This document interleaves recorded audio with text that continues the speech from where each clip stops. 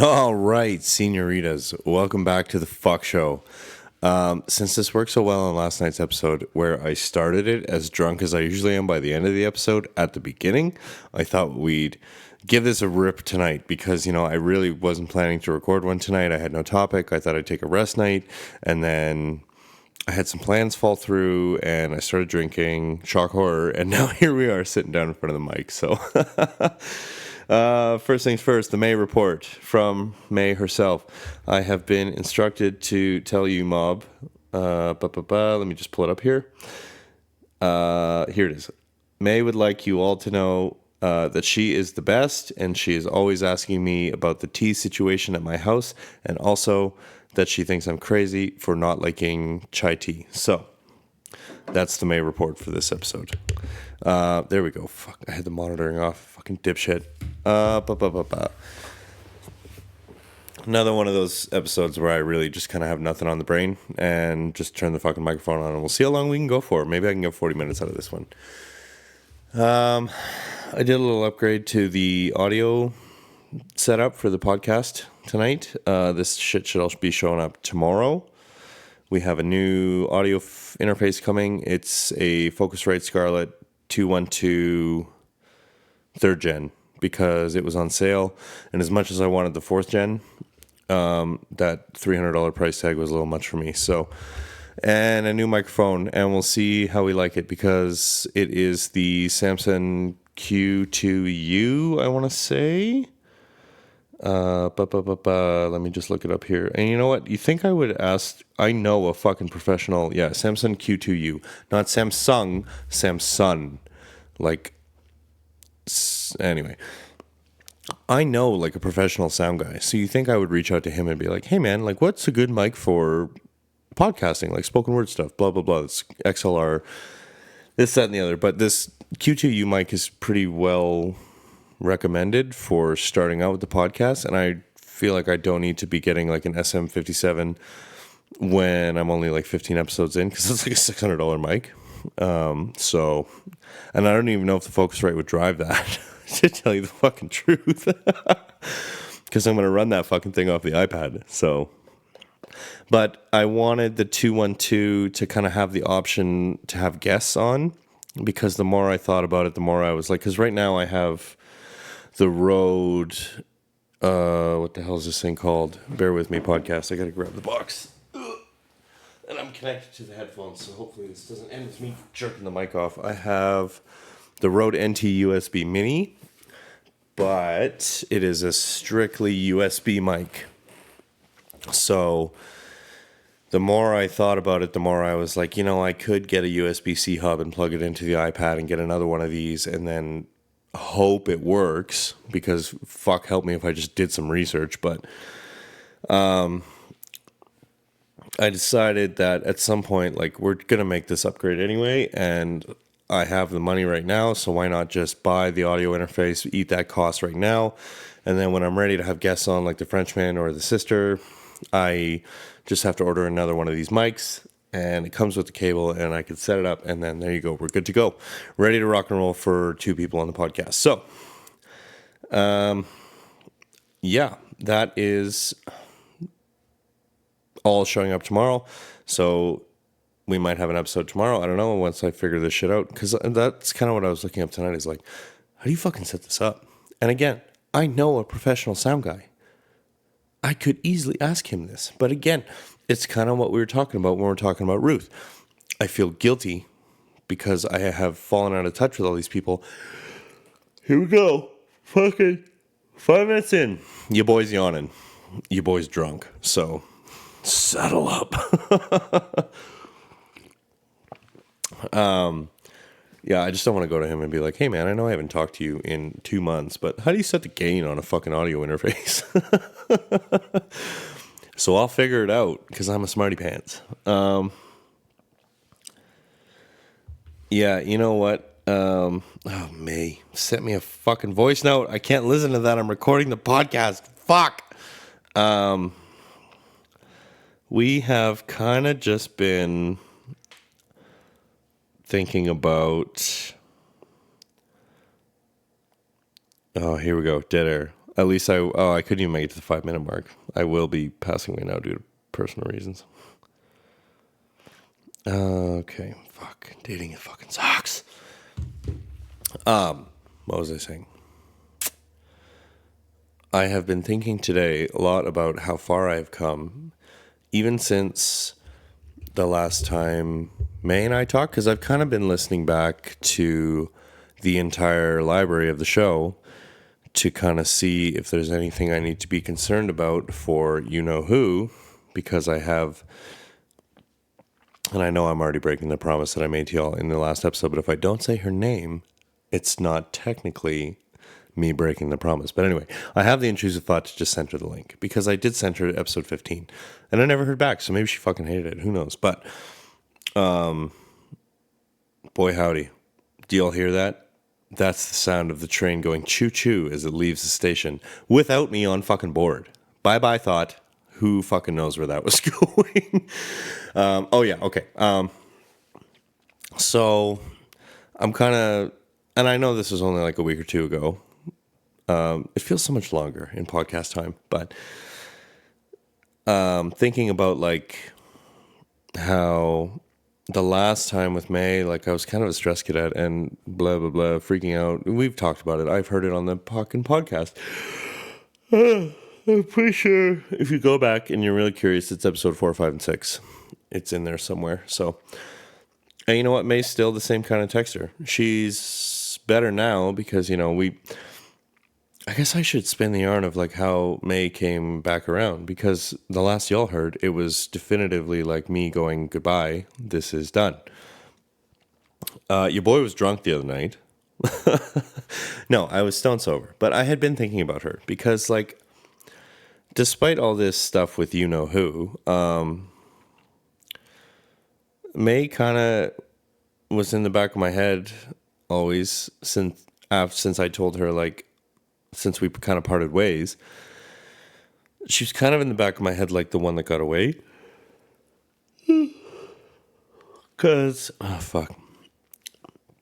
You know, I had a pretty big little crush on her when we were talking. I kind of like the way she talks to me, honestly. She's fucking a bit of a bully. She picks on me. She calls me wrinkly weenie.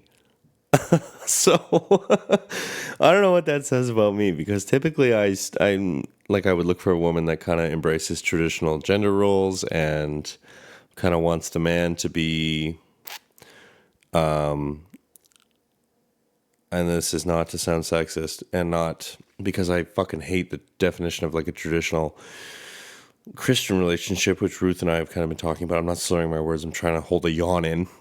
Fucking May. She's already messaging me right now being like, you're too drunk. How are you going to do the podcast?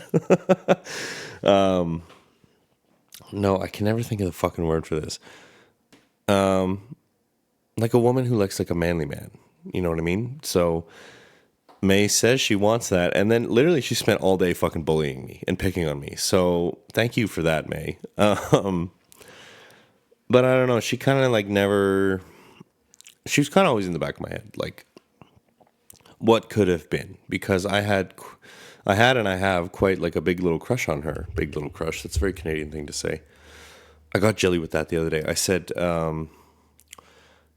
she said something, and I went, yeah, no, or like, no, yeah. And she was like, what did you just say? Did you say no? And I was like, no, sorry, Canadian thing. No, yeah. It means yes. And yeah, no means no. But yeah, Mace kind of always has lived in the back of my head. Like, well, maybe I was too quick to kind of cut that off, because she had some genuine concerns, because there's an age gap, and she had some concerns about that. And I kind of was really frustrated at getting blown off for the third time. So I kind of just kiboshed the whole thing, and I was kind of an asshole and blah, blah, blah. So your boy was making KD the other night, and I thought, you know what? Like, we're done with this fucking you-know-who thing. Like, we've reached the end of it. Blah, blah, blah. You know what? There is a little update there, but I promised you guys there would be no more her. So that scenario is done. It's resolved itself. So again, I will keep my word unless there's like a major development. You will never hear about her again. But making KD, I'm thinking to myself, like, you know who, that's kind of dealt with. We're done with it. Like, it's finally kind of in the rear view. I wonder how May is doing. And I thought, what's the fucking worst that can happen? So I shot her a text and I said, hey, senorita, you think we could take another crack at this? And to my surprise, honestly, she was very open to the idea. So we've been yarning for a day or two now, and I think we're going to try and get together tomorrow. I'm still a little hesitant to, even when we have confirmed plans, I'm like, is this really going to happen? You sneaky senorita. You sneaky senorita, are you really going to do you know what I mean? I'm trying to behave myself because I'm probably going to send her this episode. She's very curious about the podcast, and I'm like, I'm not sending you the full fucking link, but I will probably send her this episode. So, actually, you know what? I'm going to tell her that right now, and we'll see what she says. Ba-ba-ba-ba. You know what? Bear with me, all, because I'm going to listen to this voice note live on the fucking podcast. Wait, so you have tea left over, but you have no kettle because your ex took the kettle. The left was tea. So there's two bowls of matcha. The left is a matcha maker. How does that make sense? May, I hope you know that the response to this is live on the podcast. Hello, senorita. So you are getting a response voice note here, but also I am simultaneously recording the podcast. So first things first, would you have any interest in listening to this episode? Because so far it's primarily about you. Second of all, my ex, it was a kettle that I got her as a birthday gift, and it was like $200 or whatever. So of course I'm going to let her keep it. And then it's not a matcha maker. It was a travel mug that you can make matcha in. And I bought us matching ones. But she bought all the matcha. And then all the teas I got were like my teas that I'd bought and ones she didn't like. So that's how. Also, would you like to hear this episode when it's recorded? Because I will send it to you. But yeah, mommy's recording the podcast. So don't say anything inappropriate. I can't let the audience hear. Okay. Sorry, you mob. But she's very bamboozled. She's very concerned because she's supposed to come over, but she's like, do you have tea? Because I have one of two prerequisites for May to come to my house. I have a closet full of hoodies because she's a prolific hoodie thief, apparently, and she needs tea. So I have a cupboard full of tea. I have no kettle because January got the kettle in the breakup. Because like I just said, it was a birthday gift for her, and it was a very expensive Breville and blah, blah, blah at the time. I don't know how much it is now. So I need a new kettle, apparently, if May's coming over. And maybe for me, too, because, I should probably have a fucking kettle. I have all this tea. Probably drink something besides liquor. And I forget what we're talking about now. Thank you, May, for distracting me and derailing the whole fucking podcast. So, yeah, that is kind of ongoing. So we'll see. We will see what we see when we see it. But the point of that whole yarn and getting you all caught up on the May situation is that, like we talked about the last time around with May, how I tend to catastrophize and freak out and kind of go to the worst possible scenario when the replies are slow because I am emotionally fucking damaged. This time around, Jilly's put a little more legwork into me. And May, if you're listening to this, Jilly's my therapist. Because you won't know the regular cast of characters here that appear on the podcast. So, fucking crash, bang, boom, dropping the phone again. What a piece of shit I am. Jilly and I have been working on this. The need to not seek validation from others. And we were kind of at the beginning of this when May and I first were interacting and getting together and blah, blah, blah. So now we're a little farther down the path. So, yes, May kind of still not the greatest at texting, but it's not her fault. She's in school, she has a job, she has a life. Like, obviously, I understand. But it's kind of cool to see how there's these big gaps still between her replies, and I am Cool as a cucumber. Here it is. She is going to fucking message me if I let her listen to this and say, see, I told you were too drunk to do the fucking podcast. You tried to say cucumber and you fucking started all your words. They're more fun when I'm drunk. I'm so silly. The Rizzlord is convinced I'm an alcoholic now. I'm like, bro. And this is going to be one of those ones I listen back to and I'm sober and go, you fucking dunce. And maybe he's right. I don't know. Does 2 to 4 drinks a night make you an alcoholic? The survey says yes. I don't know. May, I swear I'm not a fucking alcoholic. Jeez. And actually, Ruth, if you make it this far too, I am not an alcoholic. Good Lord. So yeah, May has returned. We are hopeful that things will go better this time around and I will not be such a cantankerous crybaby, and May and I will be able to make a plan and stick to it. Devastating news. Actually, I should have opened the podcast with this. I am a fool. The Rizzlord has been sent away and our hearts are broken. We bid a fond, gay farewell to the Rizzlord. Hope to kiss him on his soft lips the next time we see him. And you know what? Because this is the episode of sending Snapchats and voice notes live on the podcast, let us send a Snapchat to the Rizzlord. Hello, my son. I am recording the podcast right now, so this is live in the episode. We just are telling the yarn about how you are gone.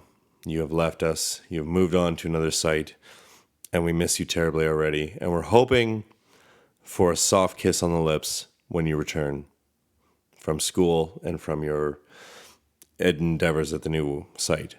And also, mommy's drunk, so this one's just for you, baby. I miss you already. Fucking hooroo, baby girl. Send to the Rizzlord. Where are you? Where the fuck is the Rizzlord in here? Oh no, I said his real name. Oh well. How many fucking of them are there in the world? This episode, I don't even know what I'm going to title this. The episode descriptions are getting harder and harder to write because we're dealing with more and more heavy heavy topics. 15s was rough to write because I was like listening to it and I was thinking about it and I was trying to write it this morning and I was like, fucking nobody's home here. Here's hoping that it made a fucking crack ass lick of sense. Am I making sense? Oh, good. No, I said her real name. Fuck, I have to edit that out. Son of a biscuit. May has replied with a new voice note. This is why I shouldn't do podcast drunk, because I've accidentally just revealed the Rizzlord's name and May's name. Fucking fuck. Ruth, if you listen this far, I'm sorry I'm cursing so much. So yes, the Rizzlord, today was his last day. He will be on to another site for his last week, and then he will be on to school to learn more about the glorious ins and outs of the job we do.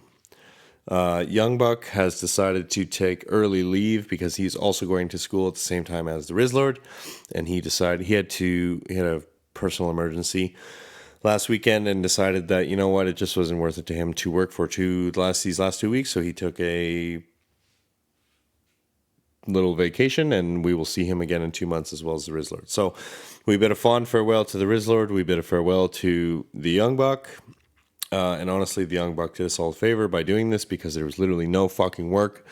And I don't know how I would have kept him busy had he been on site. But he is so slow that I probably could have kept him busy because it takes him 4 times as fucking long to do a task as someone with an equal skill level. So thank you, Young Buck, for doing us a favor. Rizzlord, we will miss you, and I look forward to the kiss on the lips you will be giving me the next time I see you. You just don't know that it's going to happen yet, my boy. How do you guys talk to your adopted sons? You don't kiss them right on the mouth? You bunch of dad kisses. Like, the Rizzlord's name in my phone is literally Dad Kisser. When he calls me, and I fucking forgot I did it the first few days, so he calls me like 10 times a day when we're working together. So my phone will ring, and I'll look at my watch, and it'll say incoming call from Dad Kisser, and I'm like, what the fuck? Because I forgot that I changed his name to fucking Dad Kisser. And you know what? Actually, my name in his phone is Bedwetter. So, and it's a fucking picture of the guy from Ratatouille who Remy like rides around on his head. I can't remember his name, but that's a fucking contact picture for me. That son of a bitch. So adopt a 19-year-old who looks at you the way the Rizzlord looks at me when I say incredibly inappropriate things to him that would be considered sexual harassment in literally any other career field. Maybe I'll send him this one. This is a good yarn. Good yarns about the Rizzlord. Fuck, I'm gonna miss him. Yeah, and then there was one. So it's just me now to wrap up the rest of this project, and then I will be on to the next thing too. And it'll be all on the Frenchman to do the service calls and to call me when he goes, hey, I don't remember how we did this. Can you remind me? Because we were talking about it the other day, and this is the kind of fun point when you get to the end of these jobs. Is like, I've been on this job for 10 months, and like, between the Frenchman and I, we basically designed and installed the entire hydronic system for this building. Crash, bang, boom. Like, I did all the welded pipe. I laid out all of the other kind of branches and stuff. And like, with the help of the Frenchman, he did a lot of the back end lift work for this stuff too. But between him and I, we designed this entire hydronic system in this building. So there really isn't anybody besides me and him who understands how this fucking building works. And I might have a little bit of a better grasp how the distribution works just because I personally was involved in running it all. And he has a better grasp on the boiler room because he designed and built that whole thing. But it's, and if you kind of haven't put 2 and 3 together here, like we're in the trades here. And if you really put your noodle to it, you'll figure out what we do. But him and I are both journeymen. Like last year was my 10 years in this field, and he is not far behind me here. He's only a couple months behind me. So between the two of us, we have about 20 years of experience, which is fucking crazy to say.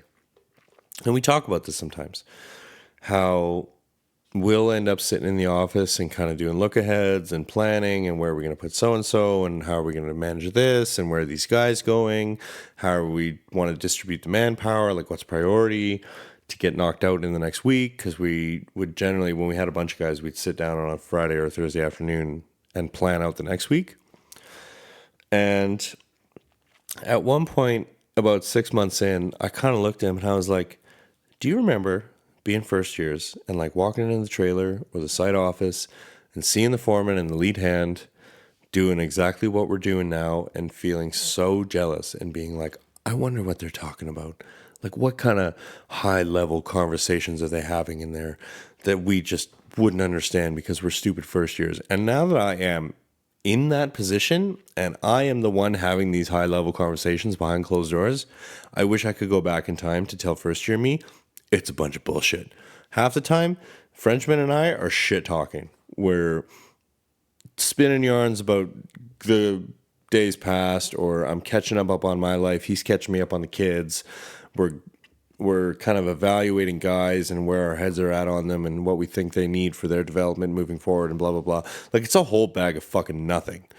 What we're talking about. We probably spend 5 minutes planning out the next week, what the priorities are, who's doing what, and then we spend half an hour kind of being like, what do you think of so-and-so? How can we improve so-and-so? Where does so-and-so struggle? What do we need to work on with them? And you remember that time when, and blah, blah, blah, and how are the kids? Like, what's going on? How's your wife? How's dating going? Like, fuck, man. And like the Frenchman and I, if like we did our whole apprenticeships together, like we started around the same time, we worked together for 10 years, like we did that out of town job that was just fucking hell on wheels. And one day I will get him on the podcast and we'll spin some yarns about the out of town job and the Devastator. And you all look forward to that because we got some fucking ripper yarns about the Devastator. But yeah, it's just kind of funny how you blink and like time passes and all of a sudden like I'm this crotchety old man fucking lead hand that I used to be so scared of when I was an apprentice. Like, and like, that's kind of how I look at my role is like, I am with the Frenchman and I, like, I naturally fall into the number 2 position because he is just like we're both naturally leaders, but it comes much easier to him because he has a ton of leadership experience prior to coming into this field, whereas I don't. And I'm much more of like a kind of solo, I work better on my own, lone kind of guy. So I naturally just kind of fall into like the mommy role where I'm like, let's talk about your feelings, guys. Like, who's hurt? Who said what? Like, what's the gossip? Who's mad at who? Blah, blah, blah. And for the Frenchman kind of takes like the hard ass role. And I have no problem stepping into the mean role too, which I have had to do in the last couple months with Young Buck and the Rizzlord and a couple other guys. And like, this fucking and Caillou is who the next time I see him is gonna get a rude fucking awakening, thinking that I'm some easy go luck. Oh, maybe May's right, and I am too drunk to do the podcast. Happy go lucky fucking like chill guy, and I'm real fucking chill until you give me a reason not to. And Caillou has given me all the fucking reasons I need not to be chill, which we've talked about on a previous episode where I fucking flipped out about it. So, yeah, it's just kind of funny how it seems like just yesterday, like I was just some fucking dumb shit first year who didn't know what the fuck he was doing, and I was a danger to everyone around me. And now, like this is a multi-million-dollar job, and I'm the second in command of this shit, and I'm running like the welder and I'm responsible for all like the entire building's hydronic system, sans the boiler room. Like it was a lot of faith the Frenchman put in me where I was at in my career when I showed up on this job in November last year. And I told him as much because he had texted me. He's like, "You're coming here, you're running the welder." And I called him and I was like, "Bro, this is the fucking worst idea you've ever had. I've never run a welder. I've never done pipe fitting. Like, don't know what I'm doing. I barely understand hydronics intentionally because once you kind of know how to do that shit, you get pigeonholed into doing that shit." And you know what? For all my kicking and screaming and fighting and trying to get out of it, it was one of the best experiences I've had in 10 years of doing this. I had so much fun pipe fitting and I learned so much, and it really kind of taught me a lot about managing guys and keeping everybody busy and staying ahead of the welder, because like the rate that he bills out at is astronomical compared to our rate.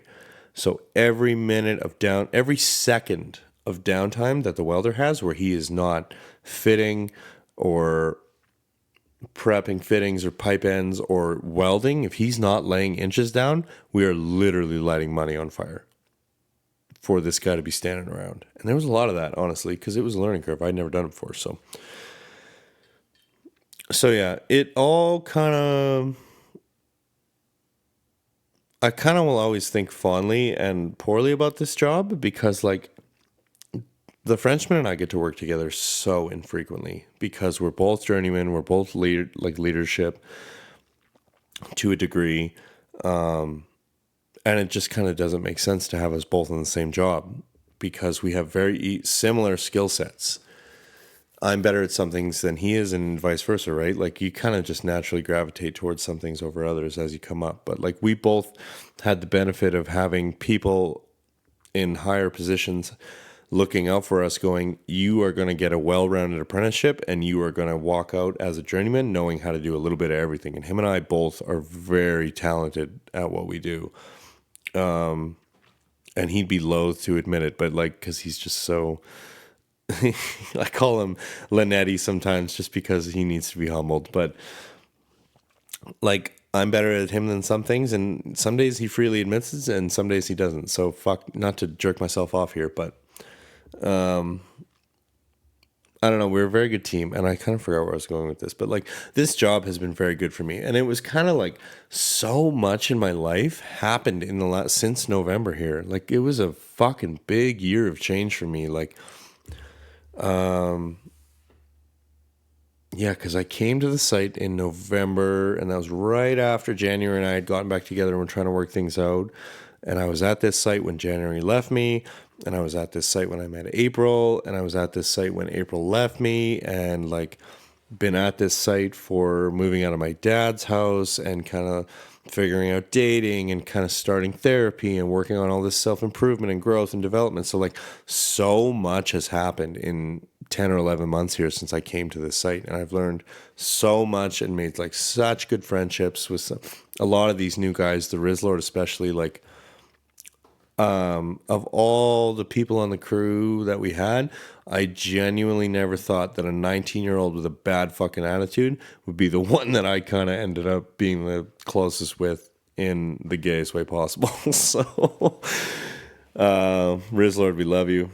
And again, I'll say it again. We are genuinely going to miss you, buddy. It's just not going to be the fucking same without you. Oh, shit. Rizzlord replied. He showed me his ass. I don't know if I can... oh, he called me a slur, and then he sent me a chat that said, gonna miss you, buddy. And, okay, this is the running joke with the Rizzlord. So, as much as he's fucking loath to admit it, he kind of tries to copy me and to a lesser extent the Frenchman, because it was like, I'll usually wear blue jeans to work. Like, I wore Carhartts for too many years, and I fucking hate wearing them. They like chafe my thighs, and they're so poorly made that I blow crotches and asses out of these things within the first month. And they're like $130. So I'm like, what the fuck? I'm just going to spend $60, $70 on a pair of jeans and get 6 months out of them. Whatever. It's disposable. So I wear jeans. And the Rizzlord started. And then once I'd adopted him and taken him under my wing and into my bosom, all of a sudden the Rizzlord's wearing jeans every day too. Blue jeans, just like mommy. And then, if you know, you know, Frenchman, after fucking 6 years of trying, finally talked me into buying a pair of Red Wings boots. Mommy bought a pair of Red Wings. Wouldn't you know it, a couple weeks later, Rizzlord shows up with Red Wings. So this has kind of been the running gag here, is that the Rizzlord just wants to be just like mommy. Mommy is me. I'm mommy, by the way. So... And, you know, the joke kind of died just because he started copying the Frenchman, too. And it was just kind of like, who's the Rizzlord going to dress like today, mom or dad? Because that's what the kids call us, is I'm mom and the Frenchman is dad. So I shaved, as we all know, recently. The big fuck you beard is gone. Rest in peace, the fuck you beard. We miss you. And I've decided to grow a mustache. Because I couldn't grow a mustache for 10 years because fucking January hated it so much. And honestly, I look awful with a mustache, but fucking why not? But you know what? If May told me she hated it, I'd shave it off, and it's fine. I'd just grow a beard again. But so I have been growing this mustache, and right now it's kind of like that dirt stash teenage kind of deal because like it's growing in. It's going to take a week or so for it to kind of be a fully formed mustache. Wouldn't you know it? Rizzlord shows up today. Boy's got a brand new mustache, just like mommy, because he had a goatee. And I jokingly yesterday was like, I'm shocked you haven't shaved that fucking chin thing off of you so you can have a mustache just like mommy. Boy walks in this morning, fucking fresh new mustache, just like mommy. So as much as this kid tries to like deny that he's doing it, he really is trying to like emulate the Frenchman and I, which is good because like if he can take our good traits away and kind of not pick our bad ones up, it'll really be good for him because there's a lot of good about the Frenchman and I and how we kind of approach work and this, that, and the other. Like the Frenchman and I kind of consider ourselves, and this is very arrogant, but like a dying breed. We're the last of like the true generation to come up, and now all these newer guys and new journeymen kind of fucking suck dick and then are weak, and just the skill isn't there anymore and the pride isn't there. So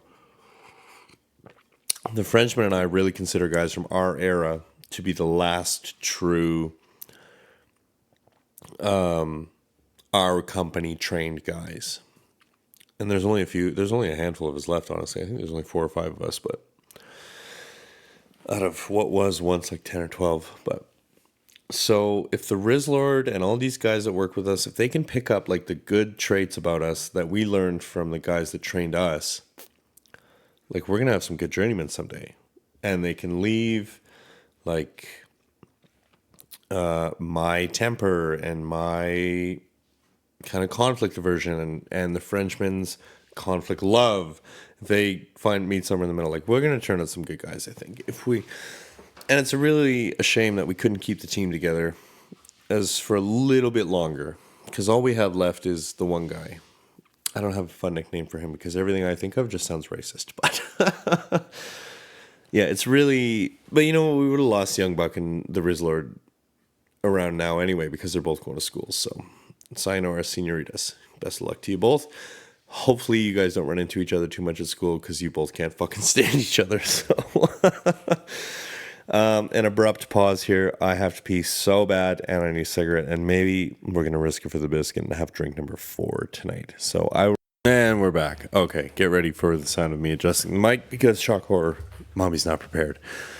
We're risking it for the biscuit tonight. We just poured drink number 4, and this is a little out of character for us because usually when I do the podcast, I sit down and I have fucking 2 or 3 drinks, and I make them a lot less strong than these ones have been. So, ooh, mommy's a little fucking fun tonight. I fucking forget everything we were just talking about. I think the Rizzlord, I don't know. It was a weird week. It really, really was a weird fucking week with everything that went on with you-know-who and blah, blah, blah. So, but we are very glad that May has returned. We missed her. You know what? Honestly, tonight I'm very glad for Ruth as well because I very much enjoy our little theological debates and discussions. And yeah. And let's all spare thought for the old friend who has her child's birthday party tomorrow with a gaggle of parents. That I don't know if she likes or dislikes. So send thoughts and prayers to the old friend. May continues to be a brat, and I'm sending her this episode, so she will hear this. May, you were being a fucking brat, but also, mommy's drunk. So I am tired of the stubbornness. Let's see the other sides we talked about. Yeah. And you know what? I hate doing this. Is come back from the intermission and being like, well, the podcast is fucking over. I didn't even need to take an intermission. I was just fucking out of gas. And I kind of feel bad when they don't hit 40 minutes because that's kind of like the magic number for me is 40-ish minutes. So what can we talk about here for 3.5 minutes? 2.5 minutes? Math is hard. The intrusive thought is call May on the phone and get her on the podcast live, but we will not be doing that. You know what? Let's just yarn about May for the last couple minutes here. She's very much like the type of girl that I normally would go for, like physically. She's very, very beautiful. She's a beautiful woman, but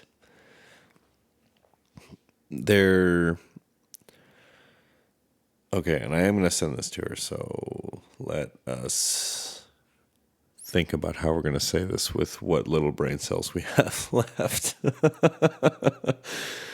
I don't know. She is and she isn't my type. Okay, that sounds fucking rude as shit. That's not what I meant. Fuck. I don't know. I don't know what I'm trying to say here. We're just running the clock out. May, I don't mean anything by it. I'm just, you know what? I'm going to fucking listen to this tomorrow and be like, oh boy, this is a lost episode version 2. Mommy was way too drunk to post this shit. Okay, you mob. Before I put my fucking foot in my mouth any fucking farther here, I think we're going to call it for the night. The next episode you hear from your boy Rackham here, should come to you with even better silky smooth tones through the Focusrite Scarlett 212 and the Samsung Q2U. So look forward to that, and hopefully Amazon gets their shit together and doesn't drop the shit off at 7 p.m. tomorrow because I have plans tomorrow. So May, don't forget we have plans tomorrow. But you know what? Until the next episode, brought to you by not sponsored. But once I figure out how to set the whole shit up. Until the next episode, y'all, be good. Make good choices. Don't do anything that fucking I wouldn't do. And, just be your best selves. And I'll catch you gaggle geese in the next fucking episode. Hooroo.